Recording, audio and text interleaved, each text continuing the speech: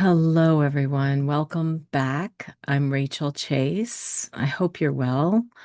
Welcome to my channel, Her Sacred Calling. I'm a spiritual explorer. I am a creative, a healer, an artist, a teacher, a guide, a therapist, and I'm here today to talk about the year of the snake and this completion energy that we're in, this final purge of letting go. Um, and really the art of letting go, what that's about, and taking us through a process to help us release what is trying to be released and what find out what the gifts are underneath. What are we receiving? Because what's happening is that we are being cleared out. We're being sloughed off. This snake energy is about shedding our skin, and it's also about rising wisdom, awakening, healing energy inside. It's representative of the Kundalini energy of divine consciousness that lives inside of us. And it's also representative of water, right? It's the year of the water snake. So we have this symbolism of water, which water is our emotions, right? Water is life. Water holds all the intelligence of the universe. Water clears and cleanses. And the snake is shedding its skin continually, being rebirthed again and again. And it's winding itself into a coil and unwinding itself out of a coil. And that spiral energy is what we are. We are spiraling through life. The cosmos is spiraling. The solar system is spiraling. Our lives are spiraling. We keep kind of spiraling around on this journey of healing.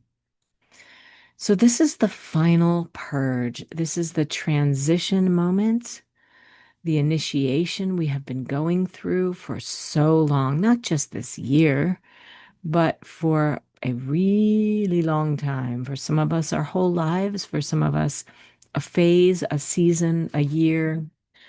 We are all in our own pace, right? We're all going at a different pace. We're all in our own path and our own journey of healing, of transforming, and of letting go of the conditioning, the patterns, the programs, those things that were put in place, instilled in us from either a very young age or at certain times in relationships when we've experienced trauma or abuse. We have these patterns that get put in place that we adopt in order to protect ourselves. These are protective mechanisms that kept us perhaps safe to some extent or caused us to have a split in our minds, in our personalities. And now we're learning how to bring all of these parts of ourselves into wholeness again. We're learning that maybe we don't know how to do that yet, but that we know we need to do that. Or maybe we do know how to do it and we need to do more of it. There has been a lot of trauma embedded in the human family for millennia, right? A lot of trauma from the spiritual abuse that says that we are disconnected from source, that we are separate from an outside source, when in fact we are in the source, we are the source is in us, we are completely inside of it, and it is completely inside of us. There's no separation, and it's this oneness, it's this unity consciousness, just the awareness of it is starting to come in, where we're all, for these last couple of generations of time, we have had this internet come into our world here since the 90s, really since the 80s, but the 90s is when when it became a personal thing, where we started using it for our personal use and connecting with people on the other side of the globe instantaneously, not just through a phone call, but through interactions. And then we had social media come along. And social media here to connect us even further and also to influence us, to bombard us with constant information and surveillance and advertisements and things we should buy and things we should think and things we should do. And we're interacting through these screens now, through this portal called the internet. Live streaming was a fun thing in the beginning, and now it's turning into a necessity, right? Where we need it for our livelihood and to be able to connect with each other. And then there's the other level of things that we're waking up to, which is the Internet of Consciousness that doesn't have to do with this kind of technology. That's more about the innate biological technology that we all possess, which is our minds. Telepathy. We're becoming more aware of our our psychic abilities, our ability to commune and connect with each other on a different level than the external, more of an internal connecting level. We've got things coming out like the telepathy tapes and Gaia TV and all kinds of people's channels on YouTube, etc., and Rumble and Odyssey and all these places. And of course, Facebook and Instagram. And whew, what a time it's been. So the year of the snake, okay? It's a time of a big transformation, a time of a big ending, a time where things are leaving us, where we're losing things. A lot of people are losing their minds. It's a crazy, chaotic time to be on this planet. So, we want to look at what we have learned from all of this. What are we learning? What are you learning from the things that have left your life this year? What are you learning about the process of letting go? What are you learning from yourself, from life, from your relationships? What are you learning about what it means to let go? Is it even possible to let go? And letting go of what? What are we talking about when we say just let it go, let go? So there's a lot of layers to that, right? There's the attachment to beliefs that we have. There's rigidity, there's fluidity. Just how attached are we to these thoughts that we have and these beliefs that we have and these habits that we have and these relationships that we have in terms of the meaning of all of these things. So meaning is shifting and changing too, right? I follow astrology. I'm a dabbler of astrology. I wouldn't call myself an astrologer, but I'm definitely a student of astrology.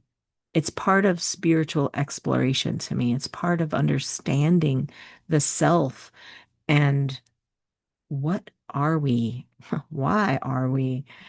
What is this place we're in? And we have these sort of imprints and these understandings and these patterns and these cycles. And we can look to the sky and we can look to our relationship with the cosmos to understand archetypes, energies, emotions, long held stories in the human psyche that are reflected back to us in our individual lives. So at this time, we have a lot of transitioning going on from the energy of Capricorn into the new energies of Aquarius. You can follow astrologers that I love, like Molly McCord and Pam Gregory and Heather Ensworth. There's a lot more really great astrologers out there, but those are three of my favorites that I follow along with and that I learn a ton from. Um, so I'll put the links below for their channels as well. But so why am I bringing up astrology right now? Well, this has to do with this moment in time that we're in at the end.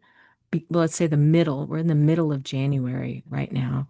We're about to cross over the new moon threshold this weekend and then close out the month and move into February, making our way to this point in time around the 17th to the 20th of February, which is just like this big energy moving into Aries, Aquarius, big new beginning moment.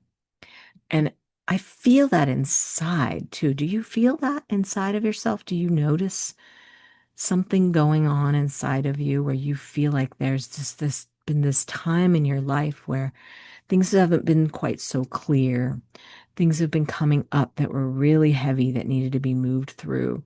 There was things you wanted to accomplish, but it was just hard to get to them because you had a lot of other things coming up, maybe grief or injuries or loss in another way or another level or layer of big healing that needed to be done or something came along out of the blue. We've had this surprise energy coming up, or things we thought it was going to be this, but then it was that, right? Or we've got all this sort of like confusion in the world about what's going on with war and all of the civil rights stuff going on too, you know? So there are these triggers, these major events in people's lives that are kind of shaking everyone up in some way. So we're all getting the shakedown, you know? And to me, that's the like the uncomfortable edginess of the skin of the snake when it's kind of molting and coming up to be sloughed off. And it's just difficult to get it off, you know? So we have this opportunity right now to honor where we've been this year, to really look back through 2025 and reflect on the events of the year. And you might even want to go back farther than this. It's really a 9 year cycle. There's also astrology that looks at it as a 13-year cycle. Maybe you've been in a longer cycle. We all have these various dynamics of our birth chart and the lengths of time in which we are in various transformational cycles. So you might look at where Pluto is in your chart and how that's been affecting you. You might look at Uranus and Neptune and Saturn and Jupiter. The outer planets are sort of these longer periods of time of these cycles. And for some people, if they have a lot of planets or points in their chart that are in one sign that form what we call a stellium, where there's a whole lot of energy in one sign, you might tend to find yourself in these longer periods of like trudging through. When is it ever going to shift? When is it ever going to shift? Well, it's going to shift real soon. We are about to go into, we've had flavors of the shift coming in last couple of years as there's been this dancing of the planets coming in and out of retrograde, but now it's about to go gangbusters in the next 7 years.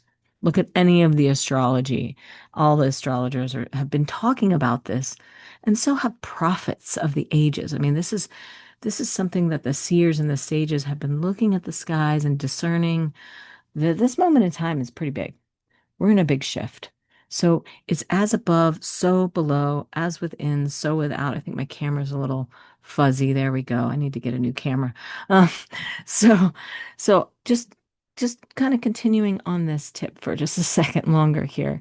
Bear with me because I want us to do a little process together where I can maybe hold space for you to look at some of these patterns that you're releasing. So you're looking back right now. I'd like you to just take a minute and contemplate. It might be a good idea to think about the cycles that you've been going through the last year, the last number of years, looking back and seeing those patterns and those cycles and what you've been learning from them, and maybe what's kind of frustrated you, what's been frustrating you. And think about that frustration is this energy that's agitating, right? And it's kind of pushing at you, it's nagging at you, it's tapping on your shoulder. It wants you to see it and feel it because it's about to come out. It's about to burst out of you and make way for this underlying thing that's this part of you that's really longing to come forward and out with all this clarity and understanding.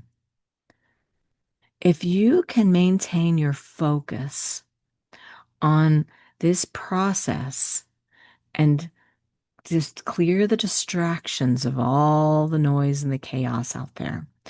I know it's not the easiest thing in the world to do, but if you can do this, you are going to be in such a much better place throughout the coming year and cycle than a lot of people are going to be because you're going to be doing this work really intentionally of releasing this energy that's just ready to clear. And it's all the stuck trauma in the body is what it is. It's it's this energy that's agitating. And the more you focus on all the chaos and all the craziness and all the da da da da da, the more that agitation is going to grow.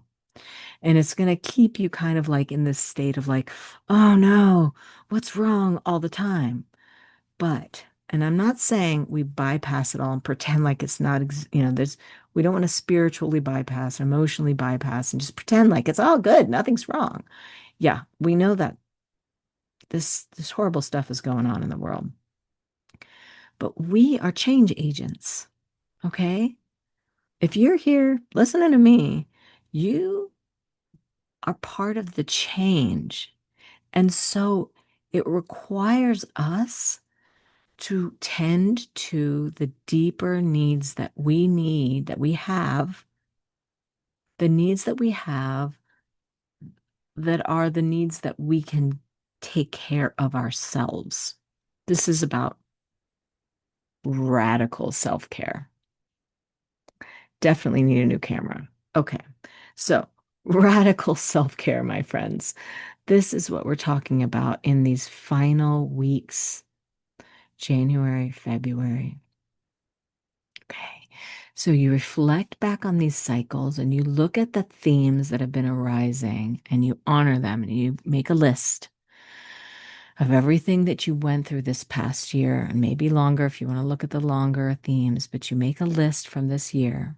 We're still in the year of the snake, of all of the events that have happened this year. And you look at how you handled them and you look at how you learned from them and you look at what you received from all of it and what you're taking with you and what wisdom you have uncovered. Because you're in a new place now. You're just about coming out of this. We're almost there. We're final purge. We're like about to be rebirthed into this new reality. You thought we were in a new reality before. Just wait till the next year, 2, 3, 4, 5, 6, 7 years happens, right? Everything's happening so fast. So we need to be steady. We need to come back to the truth and remember that we are here to be the change. And the only way we can be the change is if we stay really intentionally focused on what we need and providing those things for ourselves. Exercise, healthy food. You know what you need to be doing for your body. Foundational stuff. Clear out the clutter in your home. Get reorganized. Go into those dark places in your closets and pull all that junk out and look at it and decide, am I keeping this? Yes, no, maybe. If not, let it go. Give it away to someone who needs it. In the maybe pile, think about it 24 hours, and then on the next day, decide. This is the time to purge and clear the home. This is the time to clear your heart. This is the time to go through all your lists and look at them and decide yes, no, maybe, throw it out. Look at your work. Is this what I want to be doing with my time anymore? If not, time to shift. Time to go in the direction of that which you know is going to fuel your fire.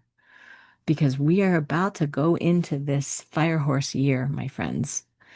And it is on like Donkey Kong, as we used to say. It's happening. This is not a dress rehearsal. This is the real friggin' deal. So, I was this co-facilitating a retreat this past year in Mount Rainier with Abby Leach, wonderful, wonderful friend of mine, and we had some incredible women who came on this retreat with us. And one of the women said that her sanity demands some things. And I love that she said that. And she listed the things that her sanity demands of her that she must do every day so she can stay sane, you know? And I felt that so deep in my bones when she said that. We were sitting around the fire one night, just sharing from our hearts about how we were going to get really intentional going forward after the retreat, coming back to our lives. And she said, "My sanity demands it." And boy, that just hit me right in the heart. And I thought, yeah, sister. And I think she's in her mid 70s. What a what an awesome woman. You know who you are if you're watching this video.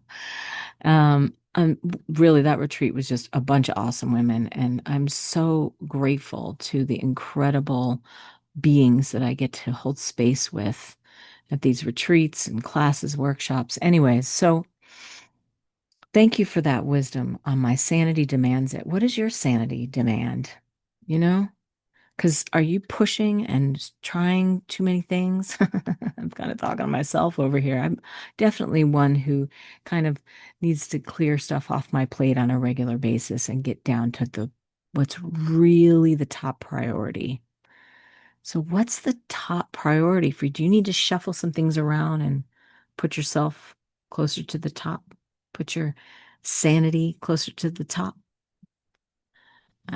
I think I'm going to close with that message here and just offer those suggestions again to sit down, review this year, look at the gifts you've received. What are the lessons you've learned? What are you taking with you? And what are you letting go of?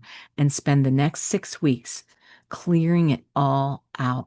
Your space, your body. Do a little extra breathing and breath work and go be by a body of water, take longer walks, sleep in a little bit more, get more rest, read a good book, get organized with your thoughts, get really clear on what if you have a message to share, if you have work that you do, if you have creative projects, if you have a business, if you're a healer, creative or therapist or whatever, if you're a musician or whatever it is that you do, let's get real clear. We need to get super clear and go through it all and say, this is what I want to do now. This is how it went. This is what just went down over the last 6 months, year cycle. And here's how this has to go from here on this year. It's time to get real clear.